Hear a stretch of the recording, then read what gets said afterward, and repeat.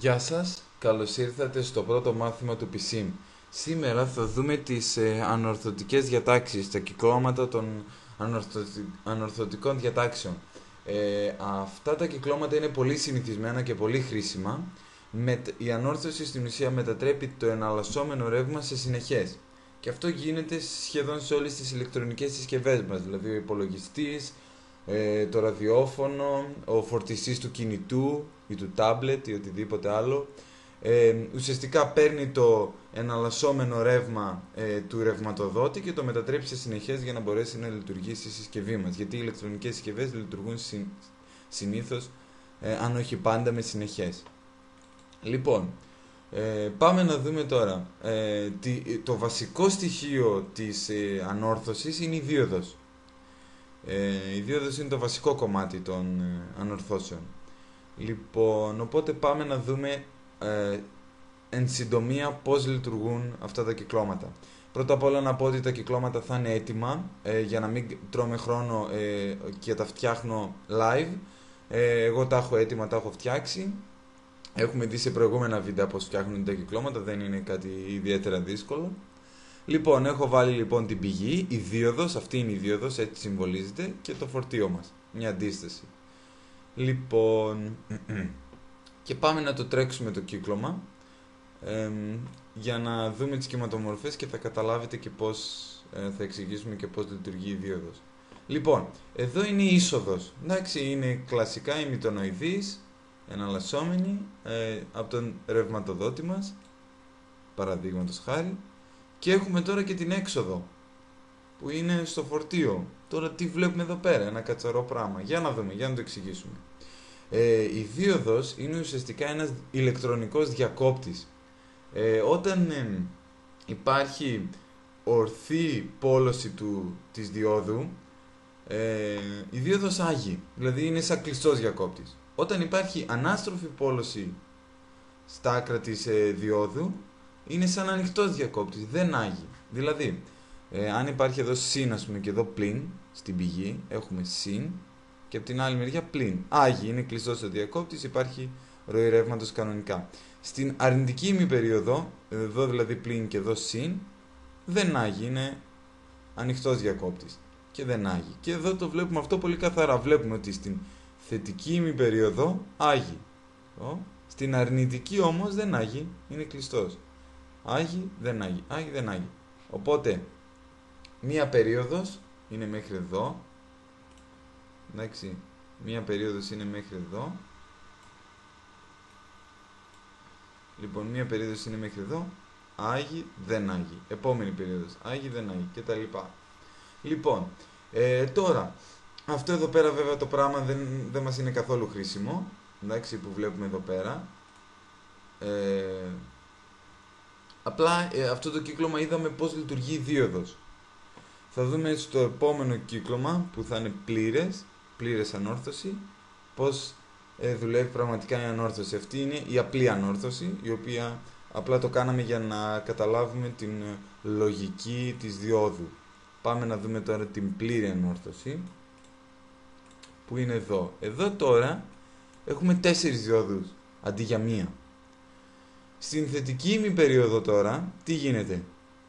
Άγει η D1 και η D4 ταυτόχρονα και η D2 με την D3 είναι ανοιχτές, δεν άγουν. Η D1 με την D4 άγουν, δηλαδή συν πλην εδώ, πηγαίνει από την D1, περνάει, πηγαίνει στο φορτίο, γυρνάει από την D4 και γυρνάει πίσω. Εντάξει, στην θετική ημιπερίοδο. Στην αρνητική όμως, δηλαδή εδώ πλην και εδώ συν, το συν περνάει από την D3. Τώρα άγει η D3 με την D2 ταυτόχρονα και η D1 με την D4 είναι σβηστές. Δηλαδή πηγαίνει εδώ από την D3, πηγαίνει στο φορτίο και γυρνάει από την D2 πίσω. Εντάξει, οπότε έχουμε το εξής. Να σβήσουμε λίγο αυτό, θα δούμε μετά τι είναι και πώς και πού χρησιμεύει. Λοιπόν, και πάμε να το τρέξουμε. Λοιπόν, οπότε έχουμε τη V εισόδου, η οποία δεν αλλάζει, είναι πάλι του δικτύου μας τάση. Και έχουμε και τη V εξόδου. Τι είναι αυτό τώρα? βλέπουμε η θετική ημιπερίοδο κανονικά, άγει, η αρνητική όμως την ανόρθωσε. Αυτό είναι η ανόρθωση. Ότι το αρνητικό έγινε θετικό. Βλέπουμε πήγε από πάνω. Εντάξει, άγιοι, παντού άγιοι, αλλά δεν έχουμε αρνητικές τιμές πια. Ανορθώθηκε η τάση μας με αυτόν τον τρόπο, και γι' αυτό λέγεται ανόρθωση. Αυτή τη λειτουργία κάνει και έχουμε μόνο θετικά τώρα. Εντάξει. Και πάλι όμως αυτό δεν μας χρησιμεύει. Γιατί? Γιατί και πάλι βλέπουμε εδώ πέρα ότι πάλι έχουμε μεταβολές της τάσης. Δηλαδή πηγαίνει από 0, 220, 0, 220 κτλ. Δεν μας χρησιμεύει αυτό. Πρώτα απ' όλα εμείς θέλουμε συνεχής τάση. Αυτή δεν είναι συνεχής. Και δεύτερον θέλουμε, ας πούμε, 10 βολτ. Ας πούμε ότι αυτό το φορτίο δουλεύει με 10 βολτ συνεχής τάση. Οπότε αυτό δεν είναι ούτε συνεχές, ούτε 10 βολτ. Τι κάνουμε? Το επόμενο βήμα μετά την ανόρθωση είναι να προσθέσουμε τον σταθεροποιητή μας. Ο σταθεροποιητής μας είναι στην ουσία αυτή την αντίσταση. Είναι αυτή η αντίσταση. Εντάξει, μια αντίσταση. Και η δίωδος Zener. Αυτή είναι η δίωδος Zener. Νάτι. Τη συνδέω. Και βάζω 10 βολτ. 10 βολτ είναι η τάση κατάρρευσης. Η τάση διάσπασης της δίωδος Zener. Δηλαδή, όταν η τιμή της τάσης που είναι στα άκρα της διόδου Zener φτάσει τα 10 βολτ, τότε έχει την ιδιότητα η Zener να σταθεροποιεί την τάση στο φορτίο στα 10 βολτ. Να το. Αν βάζαμε 15, θα το σταθεροποιούσε στα 15, στα 20 κτλ. Αυτό είναι κατασκευαστικό στοιχείο, την αγοράζουμε δηλαδή, ανάλογα με την τάση διάσπασης που θέλουμε. Εντάξει. Βέβαια εδώ στο πρόγραμμα μεταβάλουμε την τιμή, βάζουμε ό,τι θέλουμε. Εντάξει. Οπότε αυτό εδώ είναι ο σταθεροποιητής μας. Εντάξει. Πάμε να δούμε τι γίνεται τώρα, τι λειτουργεί, πώς λειτουργεί. Να το. Τώρα τι βλέπουμε? Βλέπουμε την είσοδο πάλι και δείτε τι έγινε στην έξοδο. Από 0 έως 10 μεταβάλλεται, αλλά στα 10 σταθεροποιείται. Τσακ, δεν πάει παραπάνω. Η Zener δεν αφήνει την τάση στο φορτίο να πάει παραπάνω.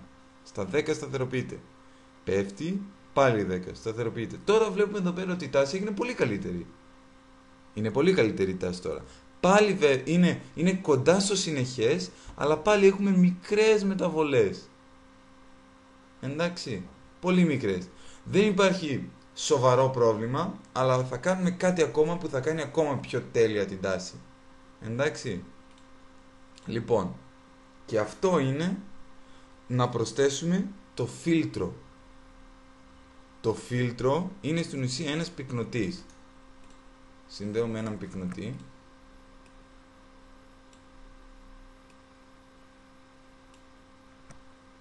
Λοιπόν, πάμε να ορίσουμε την χωρητικότητα του πυκνοτή στα 240 μικρό. Λοιπόν, οπότε τώρα έχουμε, εδώ είναι ο ανορθωτής μας, νάτος, εδώ είναι ο σταθεροποιητής μας, και εδώ είναι το φίλτρο, ο πυκνοτής. Λοιπόν, και τώρα δείτε πόσο τέλειο θα γίνει το συνεχές. Κρατάμε το V-in, το V-εισόδου δηλαδή, δεν αλλάζει, και τώρα θα προσθέσουμε το V-εξόδου. Λοιπόν, και θα το κάνουμε λίγο χοντρή γραμμή να φανεί καλά. Να το. Και τώρα δείτε πόσο τέλειο είναι το συνεχές. Στα 10 βολτ. Άρα, καταλήγοντας, έχουμε την είσοδό μας την εναλλασσόμενη και η έξοδός μας σταθεροποιημένη, ανορθωμένη, τέλειο συνεχές στα 10 βολτ. Όσο θέλαμε δηλαδή.